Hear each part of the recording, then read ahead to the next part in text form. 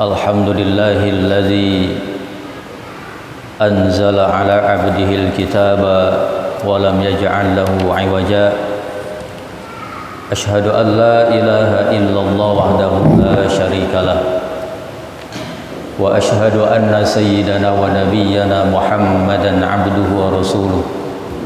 Allahumma shalli wa sallim wa barik ala sayyidina wa habibina wa syafi'ina wa maulana Muhammadin wa ala alihi wa ashabihi ajma'in. Amma ba'du. Qala Allah Ta'ala fil Qur'anil Karim, A'udzu billahi minasy syaithanir rajim. Bismillahirrahmanirrahim. Ya ayyuhalladzina amanu tubu ilallahi taubatan nasuha asa an yukaffira ankum sayyi'atikum wa yudkhilkum jannat. Wa qala an-nabiy sallallahu alaihi wasallam, idza marartum bi riyadil jannah farta'u. Qalu ya Rasulullah wa ma riyadul jannah? Qala al-majalisul ilmi. Sadaqallahul azim wa sadaqa rasuluhun nabiyul habibul karim wa nahnu ala dzalika minasy syahidin wasyakirin walhamdulillahi rabbil alamin.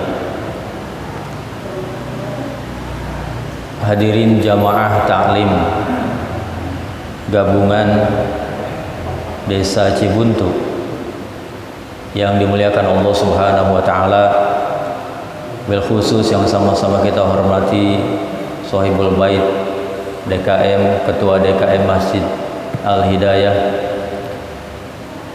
guru-guru kita bersama, ada Ustaz Dr. Andes Haji Yayat Hidayat, Ustaz Oki Sumarna,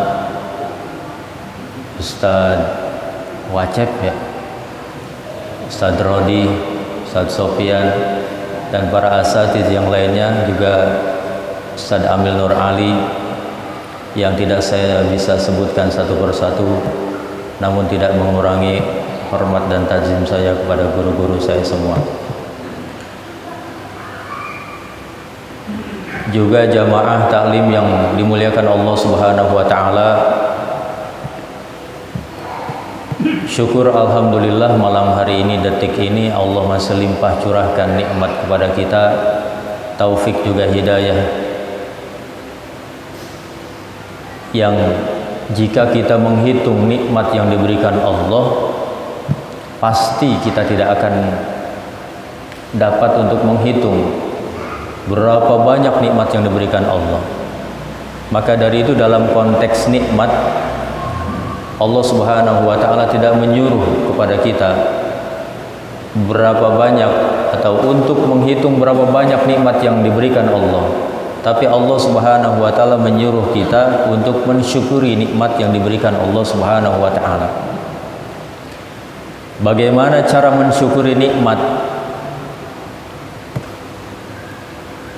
Hakikat syukur yang sesungguhnya itu adalah kita mampu mendaya fungsikan seluruh anggota tubuh kita semata-mata hanya untuk ibadah kepada Allah Subhanahu wa taala.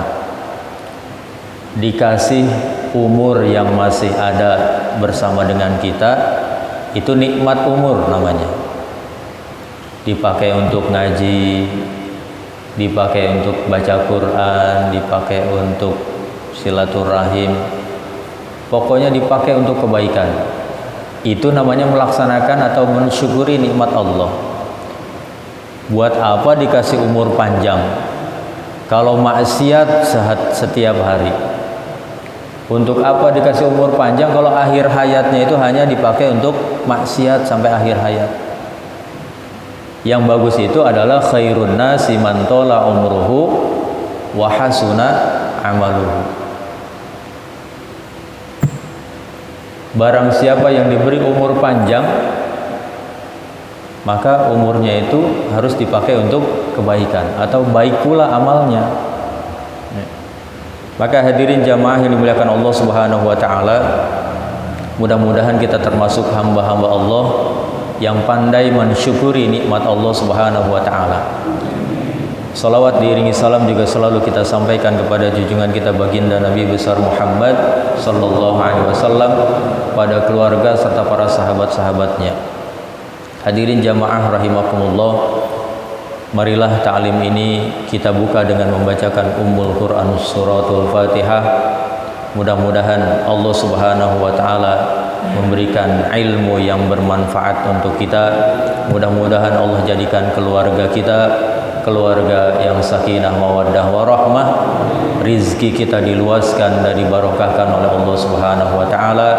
Usaha kita dimudahkan dan dilancarkan. Putra-putri kita, cucu-cucu kita dijadikan putra-putri dan cucu yang solih dan solihah. Orang-orang tua kita yang telah tiada, mudah-mudahan selalu mendapatkan rahmat dan ampunan Allah Subhanahu wa taala. Orang-orang tua kita yang masih ada bersama dengan kita, mudah-mudahan selalu ada dalam lindungan Allah dan diberikan kesehatan oleh Allah Subhanahu wa taala. Ala hadhihi niyyah bi barakati ummil Quran wa ila hadratin Nabil Mustafa Rasulullah sallallahu alaihi wasallam. Al-Fatihah. A'udzu billahi minasyaitonir rajim. Bismillahirrahmanirrahim. Alhamdulillahi rabbil alamin arrahmanir rahim maliki yaumiddin. Iyyaka na'budu wa iyyaka nasta'in. Ihdinas siratal mustaqim. Siratal ladzina an'amta 'alaihim ghairil maghdubi 'alaihim waladdallin. Amin. Hadirin jamaah talim ini dimuliakan Allah Subhanahu wa taala, pada kesempatan malam hari ini saya akan membahas tentang Kitabul Akli. Kitab tentang makan. Yang saya kutip, saya ambil dari kitab Ihya Ulumuddin. Kitab tentang makan. Kitab karangan Imam Al-Ghazali rahimahullahu rahmatan wasi'atan, yang menurut Imam Al-Ghazali bahwa makan itu adalah bagian dari agama. Makan itu adalah bagian dari agama. Berarti kalau bagian dari agama, makan itu penting. Makannya yang dimakan penting diperhatikan. Cara makannya juga penting untuk diperhatikan. Karena makan itu menurut Imam Al-Ghazali, atau kata Imam Al-Ghazali, adalah bagian dari agama. Yang makan itu juga mempunyai nilai atau keberkahan di sisi Allah Subhanahu wa taala. Nah, makan yang bagaimana yang akan mendapat keberkahan dari Allah? Sebab banyak orang yang makan hanya merasakan kenyang saja, tidak sama sekali mendapat keberkahan dari Allah Subhanahu wa taala. Maka Imam Al-Ghazali di sini menuliskan ada adabul akli. Adabul akli, adabul qoblal akli. Adab sebelum makan. Ada adabu indal akli, ada adab ketika makan. Di dalam kitab ini menurut Imam Al-Ghazali dibahas yang pertama adalah kitab makan atau adab sebelum makan. Apa saja adab yang diajarkan Rasulullah sallallahu alaihi wasallam ketika sebelum makan. Jadi makan ini sampai diajarkan oleh Rasulullah sallallahu alaihi wasallam. Makanya lihat ketika makan. Ya, sering saya katakan doa mau makan itu ujungnya apa? Wa qina azabannar. Cuma makan, tapi sampai minta perlindungan kepada Allah, mohon kepada Allah jangan sampai kena azab api neraka. Gara-gara apa? Gara-gara makan. Itu kalau kita resapi setiap doa, itu luar biasa tuh doa itu, membawa keberkahan dan mendapat keberkahan dari Allah Subhanahu wa taala. Maka adab sebelum makan yang dikatakan Imam Al-Ghazali adalah yang pertama, ayyakuna at-ta'ama ba'da kaunihi halalan fi nafsihi wa tayyiban fi jihhatin. Yang pertama, adab sebelum makan itu kata Imam Al-Ghazali, makanan itu halalan. Makanan itu halal dan baik dengan penuh kehati-hatian. Karena banyak ada makanan yang halal belum tentu baik buat kita. Duren halal apa enggak? Halal hakikatnya. Belum tentu baik bagi yang punya penyakit darah tinggi atau kolesterol umpamanya. Makanya makan makanan yang dikatakan oleh Allah itu halalan thayyiban pula. Ya. Jangan sampai makan duren, habis makan duren beberapa detik langsung jatuh. Kagak baik berarti buat dirinya. Atau makan sate kambing. Padahal cuma 5 tusuk. Tiba-tiba kekeleyengan tuh kepalanya tuh. Puyeng. Nah, itu tidak thayyiban berarti untuk dirinya tuh. Ya. Halalan thayyiban. Jadi makanan itu kita lihat sebelum makan itu makanan itu harus halalan thayyiban. Halal nyarinya, halal mendapatkannya. Jangan sampai yang halal masuk, yang haram masuk, kagak dipilih-pilih itu. Nah, berabe nih kalau begini nih, repot. Ya. Maka ketika makan itu ingin mendapat keberkahan dari Allah Subhanahu wa taala, lihat cara mencari hartanya halal atau tidak. Sebab ketika kita mencari harta atau mencari penghidupan untuk kehidupan kita, ketika mencarinya dengan cara yang haram, dibeliin beras, dibeliin sayur, lauk pauk dan lain sebagainya, dimasak dah tuh, masuk ke dalam tubuh, menjadi digiling oleh tubuh, kemudian menjadi darah, mengalir ke seluruh tubuh. Nah, darah yang mengalir ke dalam tubuh kita haram nggak kira-kira? Karena mencarinya sudah tidak dari cara-cara yang dibenarkan oleh Allah Subhanahu wa taala. Hati-hati tuh makanan yang masuk ke dalam tubuh kita. Kalau gaya anak sekolahan beda lagi. Ya. Gaya anak sekolahan itu beli gorengan, makan aja habak-habak. Habis 5, bang, saya mau bayar. Berapa? 1. Padahal makannya 5. Itu 4 yang masuk ke dalam tubuhnya itu haram tuh. Ya, 4 gorengan yang masuk ke dalam tubuhnya haram. Ya. Jadi namanya berubah. Ya. Jadi darmaji. Dahar 5 ngaku hiji. Ya Allah. Hati-hati nih. Ya. Itu gaya anak sekolah kayak begitu tuh.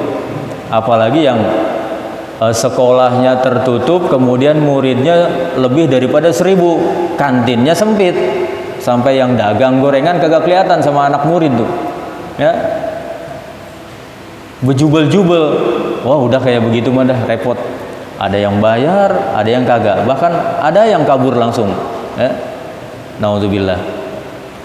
Nah, itu yang pertama, kita perhatikan adab sebelum makan yang diajarkan oleh Rasulullah SAW adalah makanan itu halal lagi baik.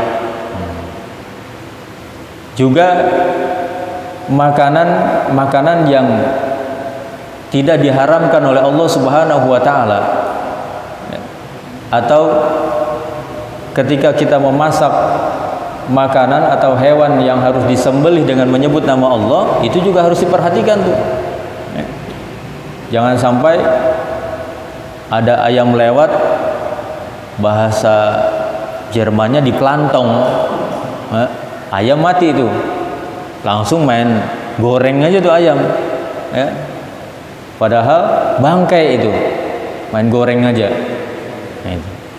Kemudian yang kedua, adab sebelum makan yang diajarkan oleh Rasulullah sallallahu alaihi wasallam yang dikatakan oleh Imam Al-Ghazali adalah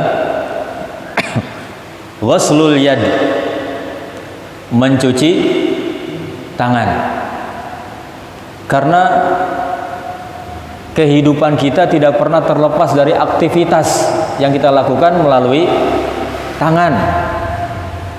Ya, tangan ini kan ada seksi kebersihan, ada seksi penerimaan tamu umpamanya. Ya, seksi kebersihan ya ini sebelah kiri tugasnya sebagai seksi kebersihan.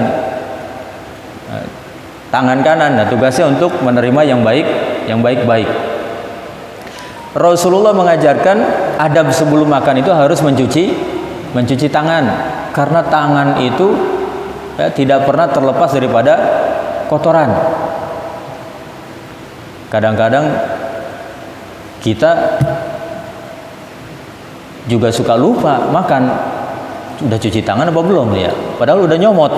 Nah, akhirnya karena udah terlanjur, udah lanjutin aja dah. Ya. Boleh itu, ya boleh-boleh saja. Ya. Tapi kalau mau ngikutin caranya Rasulullah dan ingin mendapat keberkahan, ya makannya harus cuci tangan sebelum makan. Ya. Biar tidak banyak kuman yang masuk ke dalam tubuh kita. Ya. Biar makan yang kita makan itu enak. Kalau makan pakai tangan itu nanti ada adab ketika makan yang diajarkan oleh Rasulullah sallallahu alaihi wasallam. Nah, ini mencuci tangan. Apalagi sekarang nih diwajibkan untuk mencuci tangan. Karena tangan itu selalu identik dengan kotoran dan aktivitas kita selalu menggunakan tangan. Ya, jabatan tangan atau salaman, megang motor dan lain sebagainya. Untung Islam telah mengajarkan 5 kali untuk mencuci tangan sehari semalam. Yang wajibnya tuh, ya, mencuci tangan ketika apa? Ketika wudhu, dicuci terus tangannya, bersih insya Allah. Kemudian yang ketiga, adab sebelum makan yang diajarkan oleh Rasulullah sallallahu alaihi wasallam, ayyudi'at ta'ama 'ala safarati al-mawdu'ah 'alal ardi. Makanan itu harus disimpan di atas serbet atau tikar. Biasanya ngampar nih kalau makan itu di bawah pakai apa tuh? Alas karet yang tipis itu. Ya. Ada yang kalau zaman dulu itu meja dapur itu dipakai alas karet itu biar tidak tembus air. Dan disimpan di lantai di tanah, ya. Makanan itu dikasih alas atau disimpan di atas serbet, kemudian disimpannya di atas sana. Jadi makan itu kalau bahasa kitanya kayak begini nih, ini jeruk disimpan di atas ini keramik. Nanti makan nasi kebuli dinampanin, nah makannya di sini diampar di sini, ya. Satu nampan 5 orang, satu nampan 4 orang, kayak begitu. Makannya disimpan di bawah, ya. Nah ini makanan itu harus disimpan di atas serbet atau sebagai alasnya adalah tikar atau alas yang tipis dan disimpan di atas tanah atau di atas lantai. Ini adab sebelum makan. Kemudian yang keempat, adab sebelum makan yang diajarkan oleh Rasulullah sallallahu alaihi wasallam adalah ayyahsunal jalisah. Meski baik cara duduknya makan itu. Mesti baik cara duduknya. Nah, duduk yang diajarkan oleh Rasulullah sallallahu alaihi wasallam ketika Rasulullah makan namanya duduk apa ya? Sila tutup kali ya. Jadi satu kaki kanannya diangkat begini, kaki kirinya didudukin oleh, nah begini kurang lebih begini ya. Kaki kirinya didudukin oleh pantat kita. Ini yang diajarkan oleh Rasulullah Sallallahu Alaihi Wasallam. Ternyata orang dulu saya masih kecil, ngelihat orang-orang tua zaman dulu itu makan kayak begitu. Kita ngelihatnya agak kayak kurang sopan gitu, kaki diangkat sebelah. Padahal ternyata mereka lebih tahu dari kita cara makan yang diajarkan oleh Rasulullah Sallallahu Alaihi Wasallam. Sunnahnya kayak begitu. Kita kalau belum biasa agak susah. Nanti bilang apa? Makan kayak begini amat, begak banget gua, kayak begitu lagi. Ya. Padahal itu makan yang diajarkan caranya oleh Rasulullah Sallallahu Alaihi Wasallam. Setiap apa yang diajarkan oleh Rasulullah tidak akan menimbulkan mudarat bagi kita. Pasti ada hikmah yang baik ketika Rasulullah Sallallahu Alaihi Wasallam mengajarkan makan kayak begitu. Ya. Insya Allah nanti kita praktekkan. Ya, makannya kita duduknya dengan duduk sila tutup namanya. Yang satu kaki kanan diangkat, ya, yang kaki kiri didudukin sama pantat kita. Itu cara makan yang diajarkan oleh Rasulullah Sallallahu Alaihi Wasallam. Nah, kebanyakan kita ini rata-rata, termasuk saya, jarang mempraktekkan makan kayak begini. Ya, jarang mempraktekkan makan kayak begini. Nah, nanti kalau sudah tahu dan ingin terbiasa mendapatkan keberkahan makan dari Allah Subhanahu wa taala, praktek dah tuh ya Pak Haji ya. Kita praktek. Kemudian yang kelima,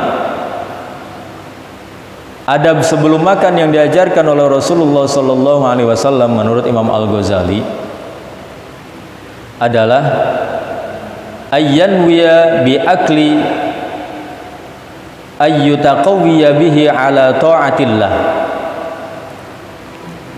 Kita makan itu hendaknya niat semata-mata untuk kuat beribadah kepada Allah Subhanahu wa taala.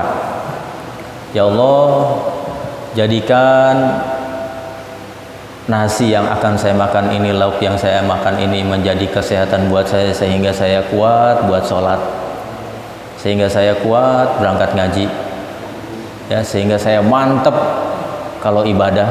Begitu tuh niatin tuh, ya. Niat semata-mata untuk kuat ibadah kepada Allah Subhanahu wa taala. Kemudian yang keenam apa? Yang keenam, adab sebelum makan yang diajarkan oleh Rasulullah Sallallahu Alaihi Wasallam adalah ayyurda bil wujudi minar rizki wal hadiru minat ta'am.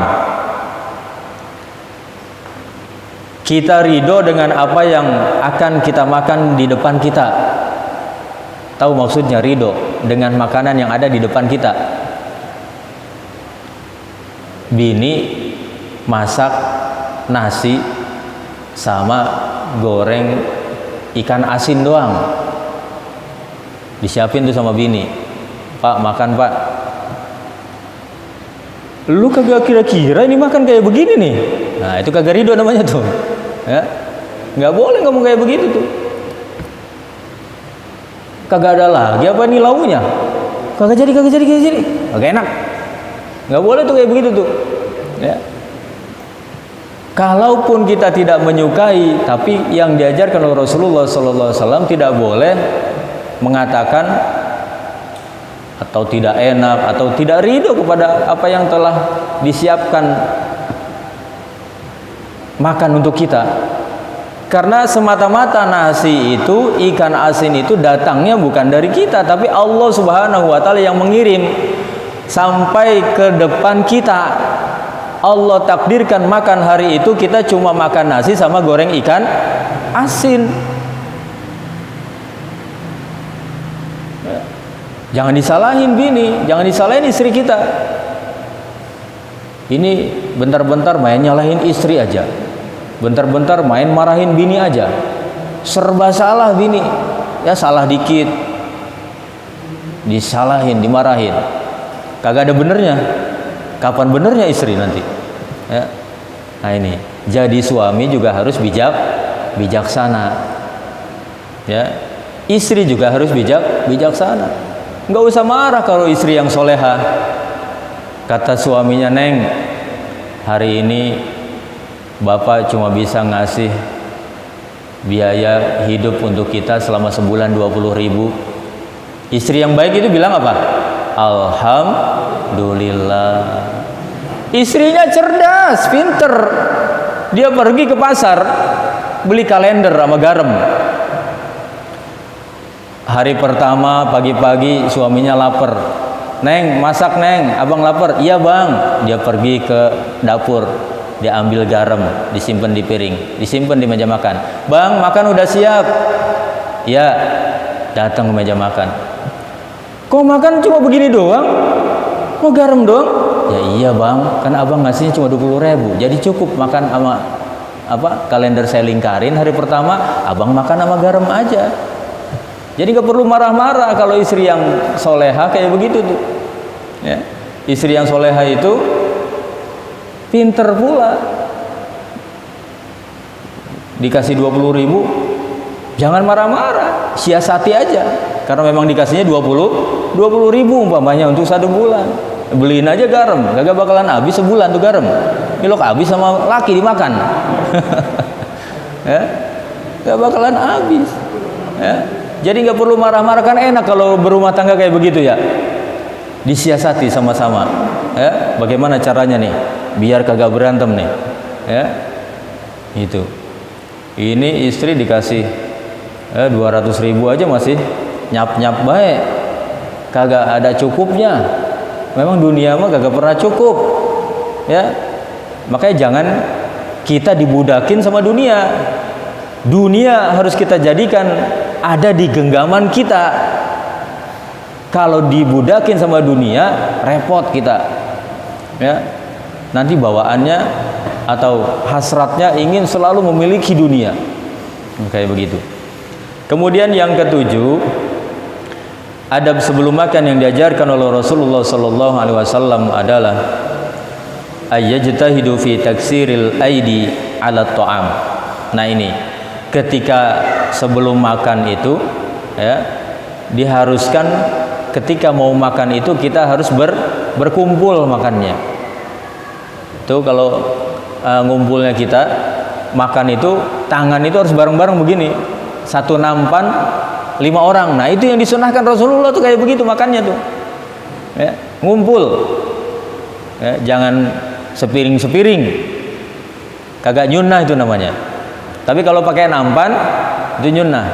Nanti DKM nih kalau bisa malam Ahad pakai nampan makannya nanti. Ya, tahu ada makan apa enggak ini? Ya, biar mendapat sunnah Rasulullah Sallallahu Alaihi Wasallam. Ketika di masjid ngumpul sama jamaah makannya. Ketika di rumah ngumpul sama anak, sama istri. Ya, ngumpul bareng tuh makannya begitu. Ya. Biasakan ada nampan, satu nampan nasi yang ada di Magicom apa Magic Jar namanya dia. Sendok dah tuh di nampan. Lauknya kangkung tuang ke nampan, jengkol tuang ke nampan, goreng ayam tuang ke nampan. Kumpulin dah tuh istri, anak makan bareng. Itu nikmatnya lebih daripada makan pakai piring sendiri-sendiri, Pak. Bisa berebut tuh sama anak itu makan. Ya. Bisa nambah lagi tuh. Saking nikmatnya tuh. Makan bareng-bareng. Bapak-bapak semua bisa merasakan ketika makan berjamaah itu nikmatnya luar biasa. Nah ini adab sebelum makan yang diajarkan oleh Rasulullah Sallallahu Alaihi Wasallam yang dikatakan oleh Imam Al-Ghazali. Ya, makanan itu halal lagi baik. Kemudian mencuci tangan. Makanan itu disimpan di atas tikar di lantai. Meski baik cara duduknya. Kemudian kita niat semata-mata makan itu untuk kuat ibadah kepada Allah Subhanahu wa taala. Dan kita ridho dengan makanan yang ada di hadapan kita. Kemudian berkumpul ketika akan makan. Nah, hadirin jamaah talim yang dimuliakan Allah Subhanahu wa taala. Kemudian yang kedua adalah adabu indal akli. Adab ketika makan. Kalau tadi adab sebelum makan, sekarang adab ketika makan. Sebelum makan itu baca bismillah. Diakhiri selesai makan itu baca alhamdulillah. Bismillahirrahmanirrahim sambil diiringi baca doa makannya. Yang tadi tuh minta perlindungan kepada Allah jangan sampai kena azab api neraka gara-gara makan. Minta keberkahan ketika makan juga. Allahumma barik lana, ya Allah berkahilah kepada kami fima rozaqtana, terhadap apa yang telah dirizkikan kepada kami. Wakina azabannar, dan jauhkan kami, hindarkan kami dari azab api neraka. Gara-gara tidak bersyukur dari makan aja kita bisa masuk atau kena azab api neraka tuh. Ya. Makanya kalau makan sambil diresapi doa, sholat sambil diresapi, ketika sholat nikmat, komunikasi langsung kepada Allah tuh. Kapan saja, aktivitas apa saja selalu dikomunikasikan kepada Allah, nikmat rasanya. Mau makan komunikasi sama Allah. Allahumma barik lana, mintanya kepada siapa? Allah. Fima rozaqtana wakina azabannar. Sholat juga komunikasi langsung kepada Allah. Yang disebut pertama Allahu Akbar. Hanya ada Allah tuh di dalam hati kita, yang lain hilangin dulu. Ya, jangan dibalik. Yang lain masuk, Allah hilang. Kadang kalau sholat kita mau begitu ya. Allah masuk pertama dong, Allahu Akbar. Rakaat pertama Allah hilang. Apa buktinya Allah hilang? Lupa. Udah berapa rakaat ini ya? Lupa tuh. Yang repot jadi imam kalau lupa. Jadi imamnya kurang memenuhi syarat. Kata makmum subhanallah, kata imam kagak boleh ngomong subhanallah lagi sholat, katanya gitu. Ya Allah. Karena kagak ngerti makmum, antara makmum dan imam. Nah, ini yang pertama, membaca bismillah diiringi dengan doa ketika makan. Selesai ucapkan alhamdulillah. Jangan makan kagak baca doa, nggak baca bismillah. Selesai kagak alhamdulillah, yang kedengaran cuma atobnya doang gede. Ucapkan alhamdulillahilladzi at'amana wa saqana wa ja'alana minal. Tuh. Nikmat di dalam Islam itu tertib diajarkan oleh Rasulullah sallallahu alaihi wasallam. Ya, makanya setiap aktivitas kita Rasulullah mengajarkan awali selalu dengan doa. Awali selalu dengan doa. Agar mendapat keberkahan dari Allah Subhanahu wa taala. Nah, ini alhamdulillah kita ucapkan selesai makan kepada Allah Subhanahu wa taala. Karena yang membuat kita enak makan, nikmat ketika makan, bisa menelan makanan dengan baik, itu hakikatnya Allah Subhanahu wa taala yang memberikan kenikmatan kepada kita. Coba bayangkan kalau kita lepas daripada Allah, baru aja kita makan sesuap, kemudian keselak, itu makanan turun kagak, keluar kagak di tenggorokan, lepek aja mati. Kata istrinya, ya Allah, laki gua makan mana nyuapnya gede banget, kagak baca doa, kayak begini kali ini Allah marah kali ya. Kayak begitu tuh ya. Maka selalu kita ingat kepada Allah, karena hakikatnya kita bisa nyuap, bisa membuka mulut untuk makan. Allah Subhanahu wa taala yang menggerakkan semuanya. Kalau kita lupa memuji Allah, termasuk hamba-hamba Allah yang tidak pandai bersyukur atas nikmat Allah Subhanahu wa taala. Itu yang pertama. Yang kedua, adab ketika makan menurut Imam Al-Ghazali adalah wa ya'kulu bil yumna. Makan itu hendaknya menggunakan tangan kanan. Dimulai dengan bagian yang kanan. Makan itu menggunakan tangan kanan. Tangan kiri nggak usah ikut-ikutan nih, ya. Tangan kiri nggak usah ikut-ikutan masuk ke dalam mulut. Biar aja tangan kanan yang menjadi tugas untuk makan kita. Makan nasi, makan. Jangan tangan kiri megang kerupuk dimasukin sama tangan kiri, jangan. Karena yang diajarkan Rasulullah pakai tangan kanan. Tangan kanan kan udah selesai masukin nasi ke mulut kita. Ambil aja tuh kerupuk pakai tangan kanan kita. Suapin pakai tangan kanan. Jangan tangan kanan pegang, tangan kiri juga pegang. Ganti-gantian tuh. Bak bik bak aja masuk tuh. Ya. Kadang kalau kebiasaan susah untuk dirubah. Kebiasaan itu susah untuk dirubah. Kayak minum aja nih bapak-bapak nih. Sudah biasa pakai tangan kiri. Ada yang negur, pakai tangan kanan minumnya. Oh iya, pakai tangan kanan. Besok pakai tangan kiri lagi. Pakai tangan apa? Oh iya, tangan kanan ya. Tangan kiri lagi. Itu untuk merubahnya agak lama.